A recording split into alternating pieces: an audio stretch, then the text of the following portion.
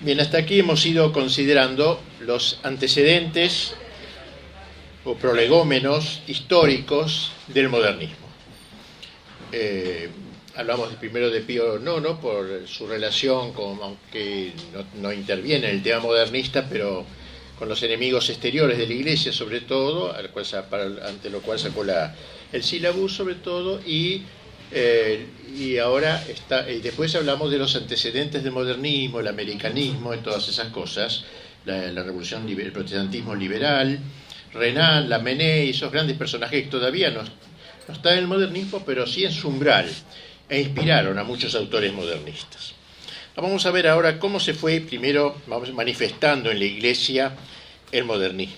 Si bien el ideario de dicha herejía quedará bien en claro cuando expongamos el contenido de la encíclica Pascendi, que es como un magnífico resumen de los errores de esta herejía, desde ya nos vamos a ir adentrando ahora en su contenido.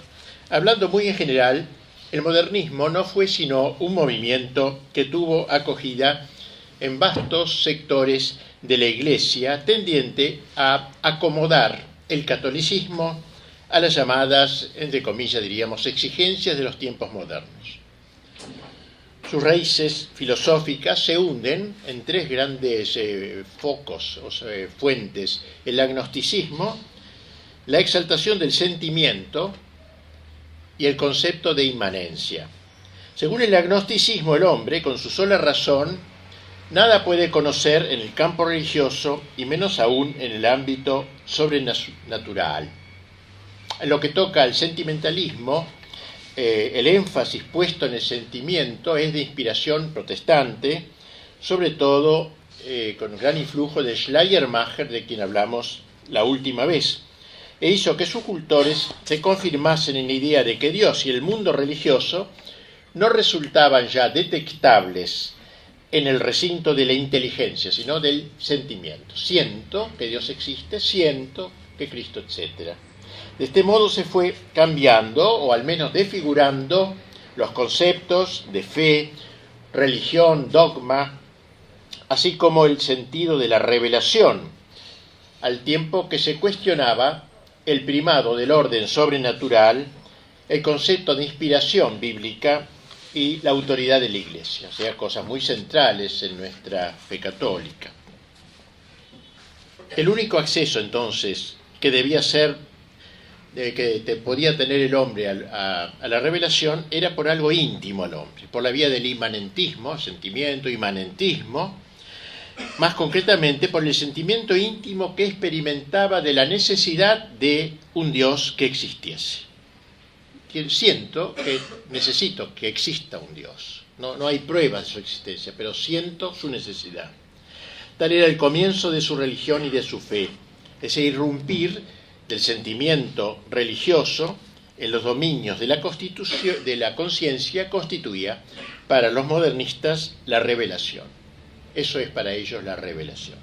Aceptaban la inspiración de la Sagrada Escritura, pero solo en el sentido de que sus autores estuvieron bajo una especie de entusiasmo. Se entusiasmaron y escribieron el Génesis. Uno se entusiasmó y escribió el Evangelio. Y un influjo de ese sentimiento extraordinario, esa vivencia religiosa extraordinaria. Esto sería. No era pues la revelación la palabra de Dios, ni era la fe el asentimiento a un testimonio divino que no existía. La fe nada tenía que ver con el entendimiento, ya que se trataba de algo alógico, algo no intelectual, el aprender a Dios por la intuición del corazón y la experiencia interna. ¿Qué era entonces lo que daba forma intelectual a aquella fe? Solo la expresión de ese sentimiento. El dogma era expresar ese sentimiento, que no contenía en sí una verdad absoluta, era un mero símbolo que para ser vital necesitaba irse acomodando a la fe y a los fieles de cada época, y al igual que el dogma, también los sacramentos, dogma, sacramentos también, los sacramentos que eran sino exigencias y modos de sensibilizar la religión. Hay que empezar una nueva vida, entonces se inventa el bautismo, digamos, una expresión sensible de esa realidad interior. La Iglesia misma, la propia Iglesia brota de esa necesidad, según ellos, inmanente, que sentían los fieles de comunicarse unos con otros las vivencias de cada uno, las vivencias particulares. Ven como ustedes, inmanencia, agnosticismo intelectual y sentimiento eran los tres puntos focales de este movimiento. Según se va viendo, el modernismo fue un fenómeno complejo donde todo fue puesto en cuestión. El problema religioso, la constitución de la Iglesia, la relación de la fe y de la historia, la fijeza de los dogmas, etc. Todo ello sobre el presupuesto de que el pensamiento católico se había vuelto anacrónico, estaba superado, no se podía sustentar esa cosa medieval, qué sé yo, ya no, en el mundo moderno, al cual hay que adaptarse, eso no tiene vigencia. Es otro el camino de acercamiento a la fe. Miren lo que escribía un sacerdote, uno de ellos, un padre llamado Dabry, en una revista francesa en enero de 1899, terminando el siglo XIX, en el umbral del XX. Dice: ha llegado la hora para el hombre moderno, después de haber sido el hombre pagano y luego el hombre cristiano, ahora vamos a una tercera etapa. Primero fue pagano, luego hombre cristiano. Era hora de convertirse, dice, con la ayuda de los dos, el paganismo y el cristianismo, en el hombre eminentemente hombre.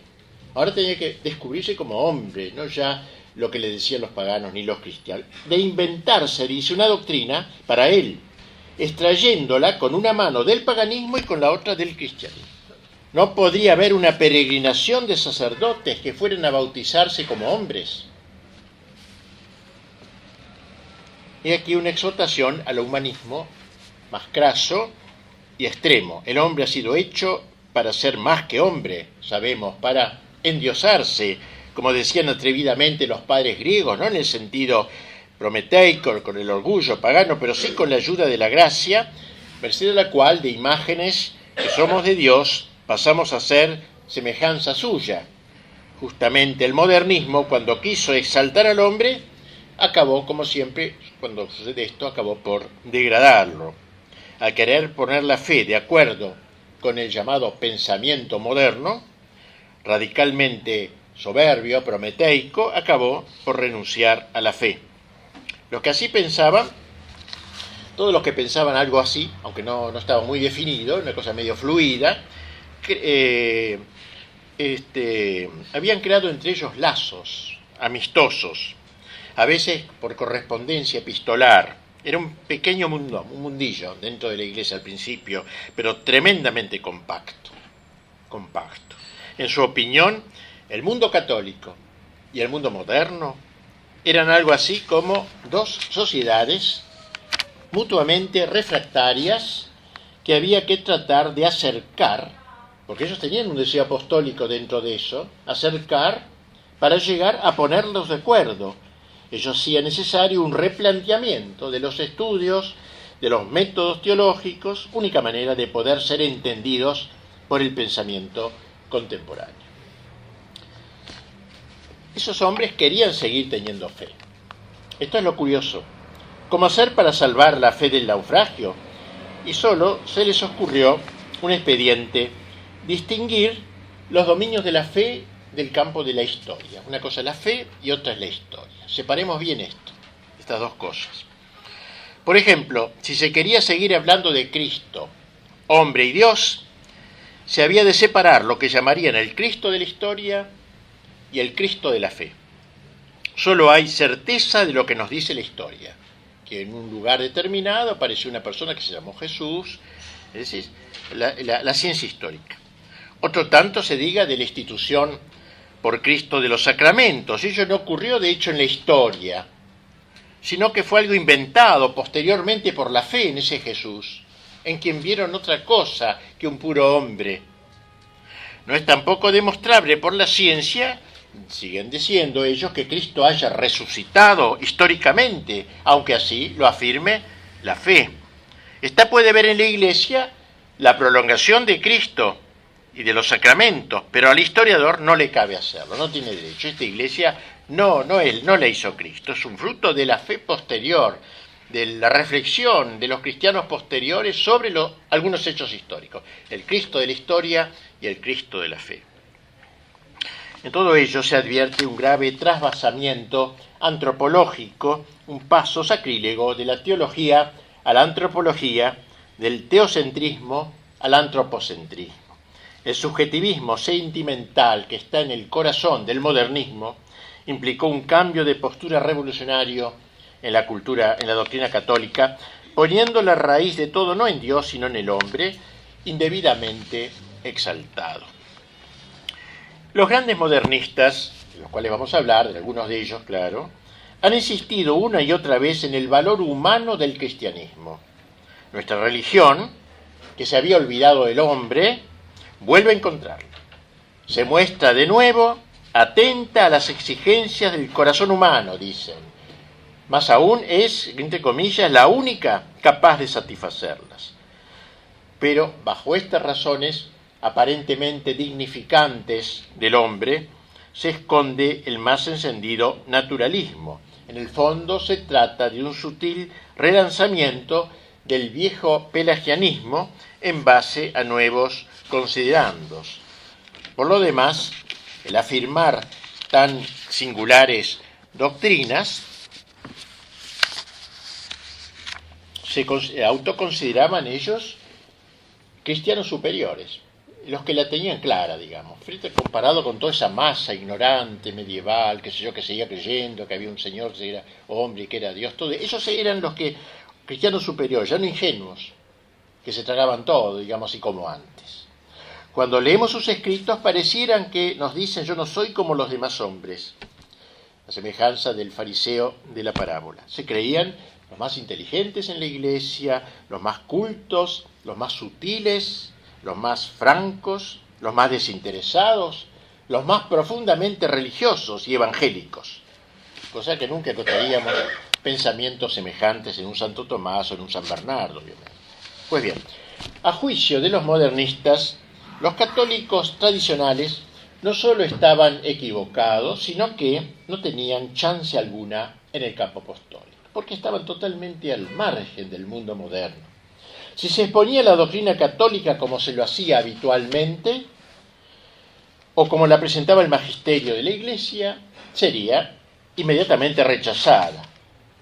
Al internarse, pues, en el campo de la ciencia, contrapuesta a la historia, a la fe, digo, al internarse en el campo de la ciencia, buscando caminos practicables para penetrarlos del sentido cristiano, creían estar tomando la única actitud apostólica adecuada, la que contribuiría a corregir la exigua presencia de los católicos tradicionales en aquellas áreas, sobre todo más científicas. De hecho, no fueron pocos los católicos que adhirieron al modernismo, creyendo ver en él una nueva y original presentación del cristianismo, apta para rebatir las objeciones del mundo moderno, convencidos de poder transformar el mensaje cristiano, dándole una expresión apropiada para que fuese bien recibida por el mundo contemporáneo. Sentíanse los modernistas algo así como los pioneros que necesitaba la Iglesia, los forjadores de una nueva era cristiana, los únicos que, apartándose de una masa todavía incapaz de entenderlos, arrojaban en el surco de la historia las semillas del porvenir. Por supuesto que preveían la resistencia de los católicos tradicionales e incluso del magisterio de la Iglesia, hasta de sus más altas instancias, no importa, eso estaba en el programa, eso le pasa a todos los pioneros que suelen chocar con la rutina imperante. Algunos de ellos, más radicalizados, pensaban que el siglo XX parecía exigir una nueva reforma de la Iglesia.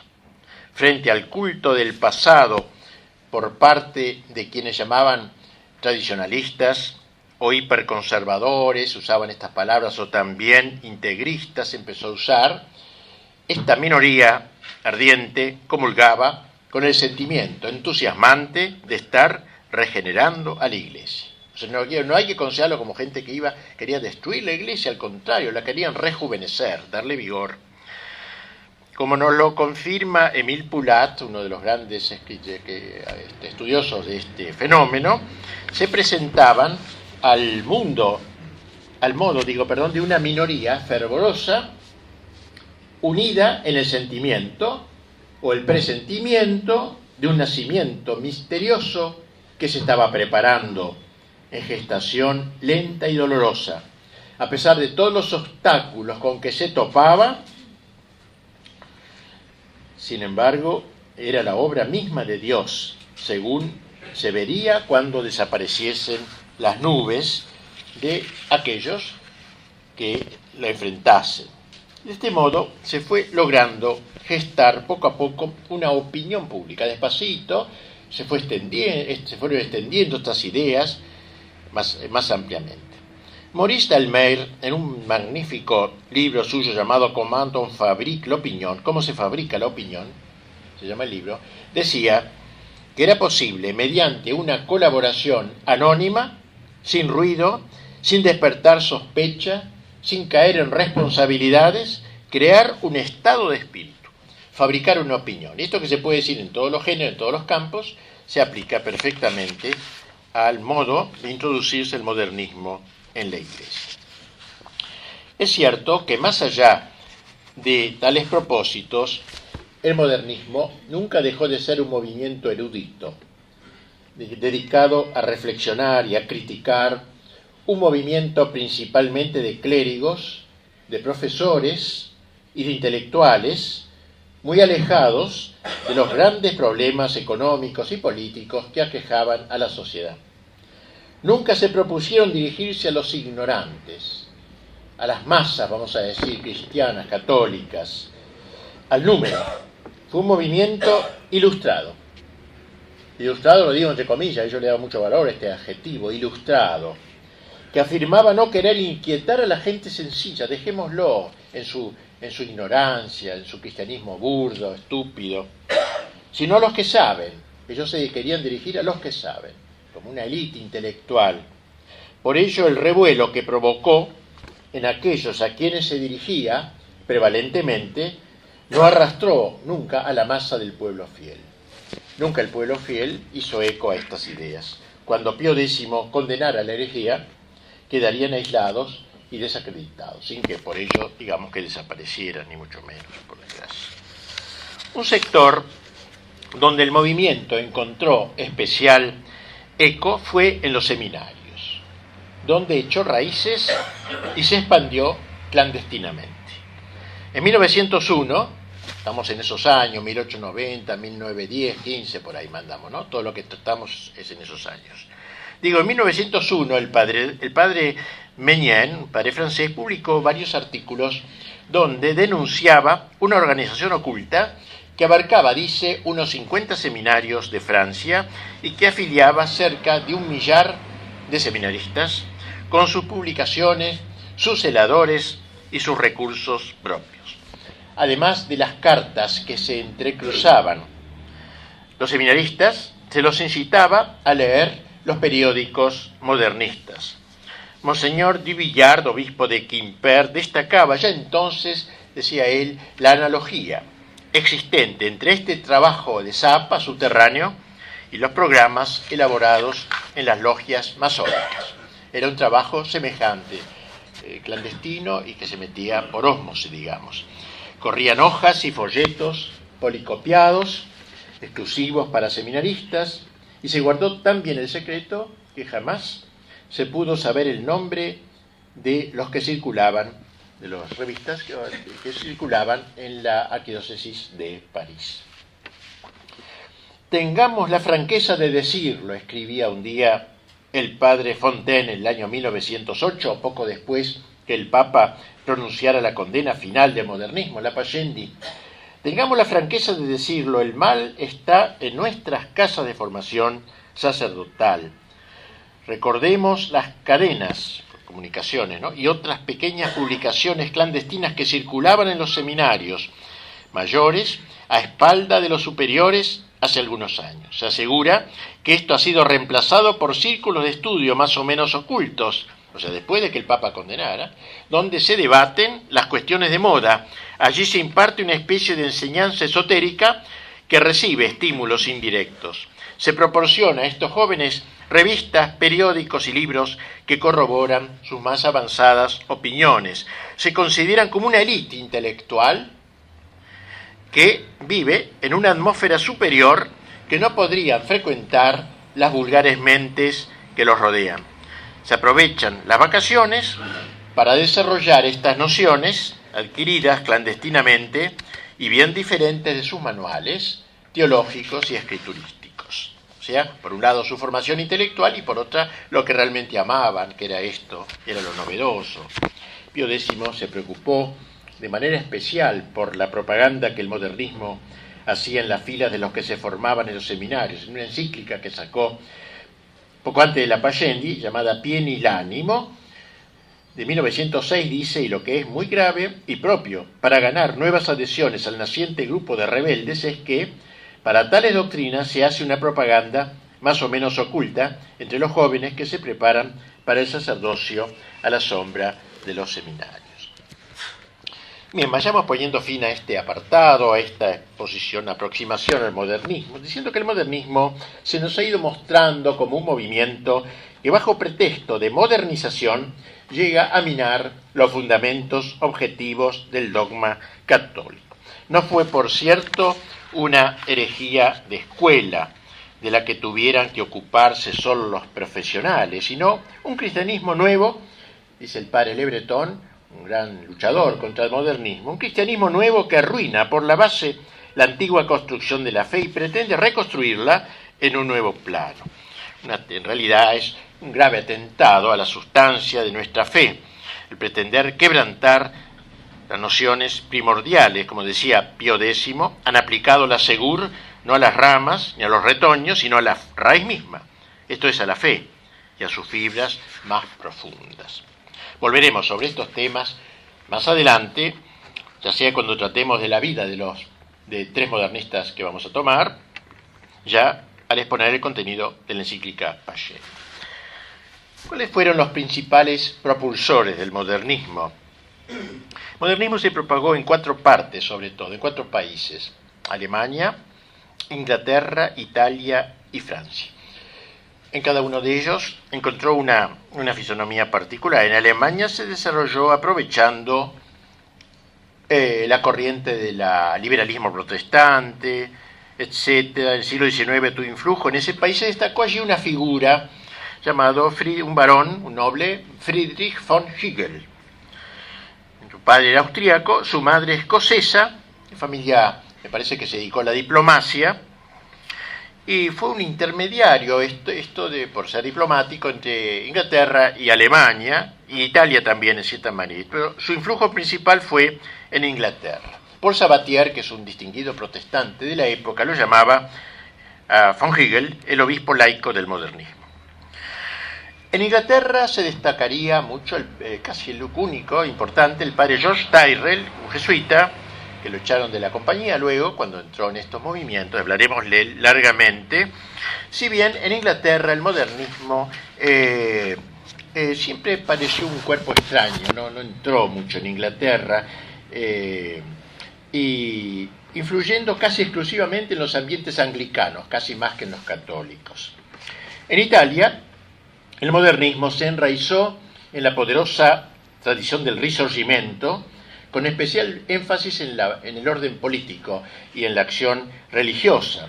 Allí encontramos un padre llamado Rómulo Murri, quien se sentía muy atraído por la acción política y entendía que la formación tradicional impedía trabajar en ese campo como él lo deseaba. Había que liberarse de esas ataduras y de controles jerárquicos, retomando el espíritu del Evangelio. Se lo considera el iniciador de la democracia cristiana, este padre Rómulo Murri, que acabó sin licencias y luego excomulgado, y estuvo un año adquirió un escaño como diputado en las cámaras. Pero quizá en Italia la figura más importante es otro sacerdote llamado Ernesto Buonaiuti, profesor de Historia de la Iglesia en un seminario de Roma, el cual lideró la resistencia al antimodernismo, siendo objeto de 2 excomuniones. Y en Italia también debemos agregar a Antonio Fogazzaro, que era laico, al cual vamos a tratar largamente, es uno de los 3 que vamos a tratar más largamente, junto con Tyrrell, y lo así, que escribió una novela muy interesante que se llama Il Santo, que la vamos a comentar. Pronto se establecieron lazos estrechos entre los modernistas de estos 3 países, afinidades intelectuales, amistades personales, preocupaciones comunes, cartas, viajes ocasionales, todo formó este petit monde, una organización sin organización vertical alguna, ni dirección reconocida por todos. Pero sobre todo fue Francia el lugar donde el modernismo encontró su tierra de promisión. Allí surgieron varias revistas de gran influencia, sin duda. Los nombres de estos son muy numerosos. Hay un padre oratoriano, Lucien Labertonnière, que director de una revista muy importante, donde se propiciaba la necesidad de separar el catolicismo del aristotelismo tomista y de entender los dogmas como el resultado de una profundización histórica, digamos, a lo largo de los siglos. Bien, así que nos hemos referido a algunos pensadores de las 4 naciones, estas a las que hemos aludido. De entre estos personajes vamos a limitar, como dije, nuestra consideración a 3 de ellos: un francés, Loisy, un inglés, Tyrrell, y un italiano, Fogazzaro. Uno podría seguir hablando de otros, pero creo que bastará estos 3. Vamos ahora a Loisy, que nos ocupará el resto del tiempo de este día. 1857-1940, para que tengan una idea, que no murió hace demasiadísimo tiempo, vamos a ver si en la Segunda Guerra Mundial murió. Algunos de los que estamos acá hemos vivido ese tiempo. Era algo así, hijo de padres humildes, campesinos.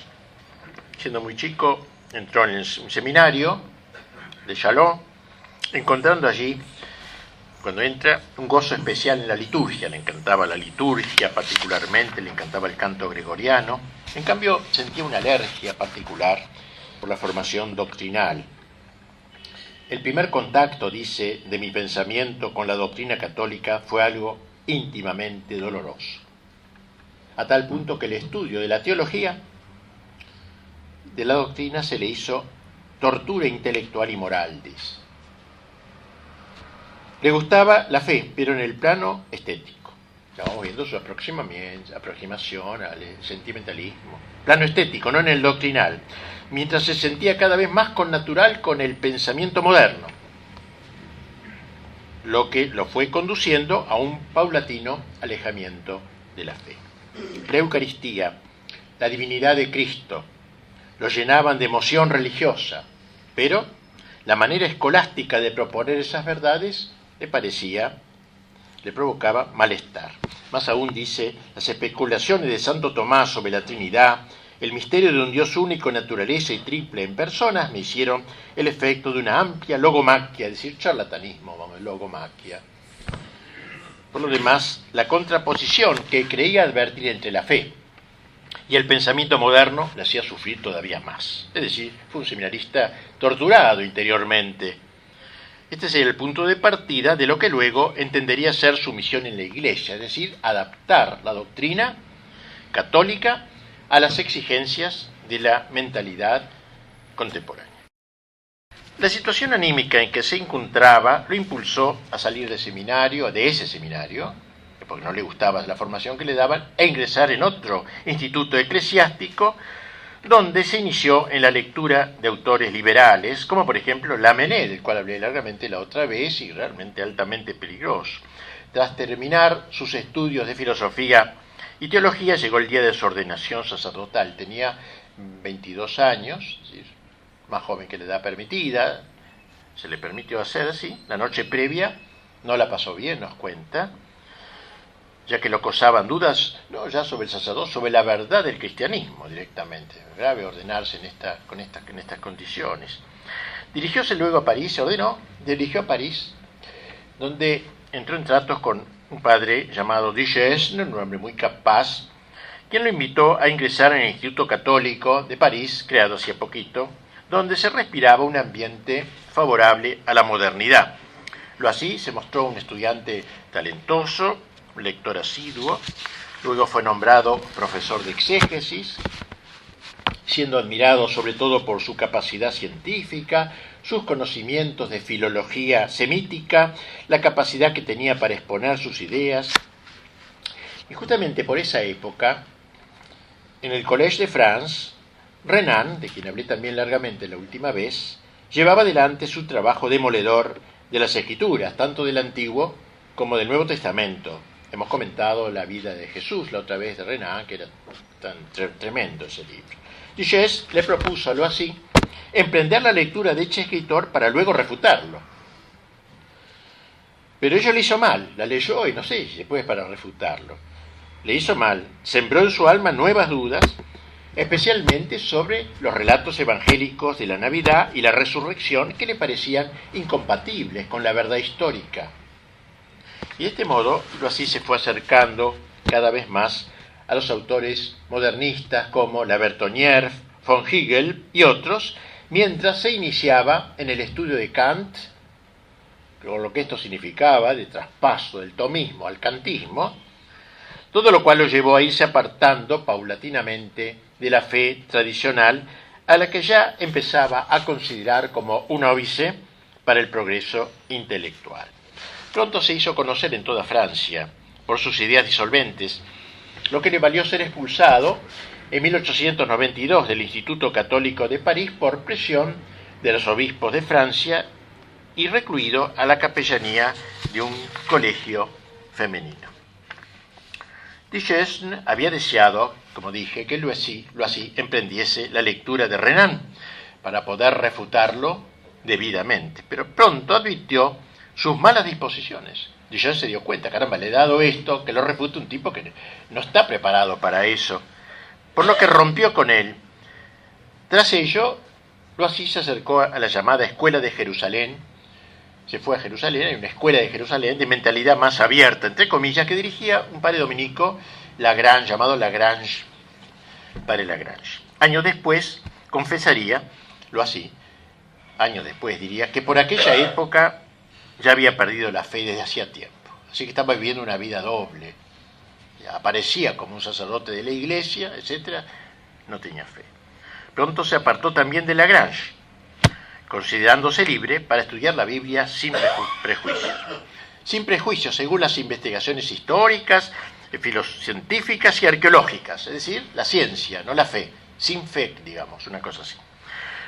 Comenzó entonces a ser atacado, entre otros, por el arzobispo de París, el cardenal Richard, mientras otros obispos lo alentaban a seguir adelante. Estamos en el año 1900, año justamente en que von Harnack, pensador protestante, hizo público un libro que sería famoso, que se llamaba Das Wesen des Christentum, la esencia del cristianismo. Este autor, tras congratularse con Lutero, él era protestante, ¿no?, porque había sabido poner las bases del movimiento de emancipación del cristianismo, lo reprochaba el haberse detenido Lutero a mitad de camino, porque Lutero no pudo acabar con los dogmas, algunos mantuvo, y los ritos, algunos sacramentos mantuvo, para volver a encontrar así en su sencillez primitiva la auténtica palabra de Jesús. Von Harnack quiere eso. Para eso hay que despojar la esencia del cristianismo de su viejo ropaje. Por eso el título, la esencia del cristianismo, para él es despojado, mucho más allá que Lutero, de su ropaje. Y así el historiador protestante comenzó por oponer el evangelio a las diversas formas del cristianismo histórico. Esto era todavía demasiado fuerte para Loisy, por lo que se dispuso a rebatirlo. Pero en su refutación, contenida en uno de sus libros llamado L'Évangile et l'Église, el Evangelio y la Iglesia, se deja traslucir su peculiar concepción del cristianismo, la de Loisy. Lo que los evangelios nos cuentan es la historia de un hombre llamado Jesús, afirma, que en los últimos años de su vida predicó que venía el reino ya. el reino que esperaba Israel. Conquistado para esa esperanza, dice, lo hacía al escuchar a San Juan Bautista, Jesús creyó que él mismo era el Mesías esperado. Se autocreyó, digamos, se creyó a sí mismo, que presidiría esa obra en su próximo retorno glorioso, inminente, la parusía, vendría enseguida, por lo que mal podía pensar en fundar una iglesia. Si iba a venir enseguida, que iba a fundar una iglesia. Sin embargo, prometió a sus discípulos que se sentarían en 12 tronos para juzgar a las 12 tribus de Israel. Y así probó dar un golpe de Estado, díselo así, Cristo, en Jerusalén, pero los insurrectos fueron condenados por el crimen de alta traición, ya que Jesús se había declarado rey de los judíos. Por eso lo ejecutaron. Su cuerpo fue sepultado en una fosa común, sin que nunca se lo volviera a encontrar. Esto es, a grandes rasgos, lo que nos cuenta la historia evangélica sobre la vida de Jesús, expurgada ya de todos los añadidos legendarios, dice él. Tras la muerte de Jesús, prosíguelo así, todo cambia. Había llegado la hora de la fe, la hora de la leyenda, la hora de la iglesia. Cristo ya no existe, solo que para los simples entró en su gloria. Se convirtió en Señor y vive en la inmortalidad. Aceptar estas cosas es un puro acto de fe, díselo así, un puro acto de fe. Y así escribirá en un libro ulterior, Jos Passé, mi argumentación contra Harnack implicaba una crítica de las fuentes evangélicas más radical en varios puntos que la del teólogo protestante. Y lo criticó yendo más allá que él, no una crítica a eso, ¿no? Y por otro lado, mi defensa de la Iglesia romana, o sea, mantenía todavía, se mostraba como si fuera católico. Implicaba asimismo el abandono de las tesis absolutas que profesa la teología escolástica respecto de la institución formal de la Iglesia y de sus sacramentos por Cristo, la inmutabilidad de los dogmas y la naturaleza de la autoridad eclesiástica. Insinué, discreta pero realmente, una reforma esencial de la exégesis bíblica, de toda la teología y aún del catolicismo en general. El nuevo libro, que acaba de sacar contra este autor, contra Harnack, suscitó muchas críticas. Al año siguiente publicó una obra complementaria que se llamaba Autour d'un petit livre, en torno a un pequeño libro más disolvente aún que el anterior. Allí reitera que dado que Jesús no caminó sobre la tierra, dice él, con el aparato de su divinidad, lo único que aparece en los evangelios y en los hechos de los apóstoles es la historia de un hombre que pasó haciendo el bien. Su discurso, dice, su conducta, la actitud de sus discípulos y de sus enemigos, todo demuestra que Cristo fue un hombre entre los hombres, en todo semejante a ellos, salvo en el pecado y salvo también el misterio íntimo e indefinible de su relación con Dios. Es que se creyó hijo de Dios, hijo especial de Dios, emotivamente, sentimentalmente se sintió así. La interpretación de esa misteriosa relación, como si significara que Cristo era Dios, es obra posterior de la fe que tuvo la primitiva comunidad cristiana. Ningún principio de la teología, díselo así, ninguna definición de la Iglesia obliga a admitir que Jesús haya hecho una declaración formal de su divinidad a los discípulos antes de su muerte. No podemos, pues, afirmar que Cristo sea Dios por pruebas históricas, sino solo por la fe. Lo que sí puede ser historia comprobable es que fue quien mejor experimentó el sentimiento religioso de la humanidad. Él sí se sintió como nadie hijo de Dios. Todos lo somos, pero él de manera muy especial se sintió hijo de Dios. La distinción que establece entre la realidad histórica y la interpretación de la fe pasaría a constituir una pieza capital de su pensamiento. La revelación, dice, no ha podido ser otra cosa que la conciencia adquirida por el hombre de su relación con Dios. Y los dogmas, ¿qué son? Son su traducción posterior, que no deben ser considerados sino como símbolos imperfectos, símbolos. También apuntábalo así a la necesidad de una reforma en la Iglesia, por supuesto, en la conducción de la Iglesia. La autoridad es un servicio y había que tener en cuenta los derechos de los individuos. Roma debería atenuar las formas casi despóticas de que su gobierno se ha rodeado.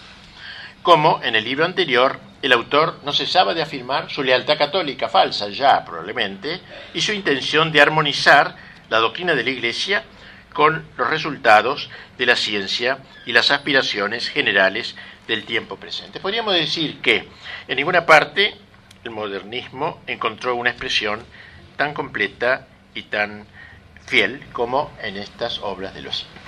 Tenemos un momentito y seguimos dentro de 5 minutos.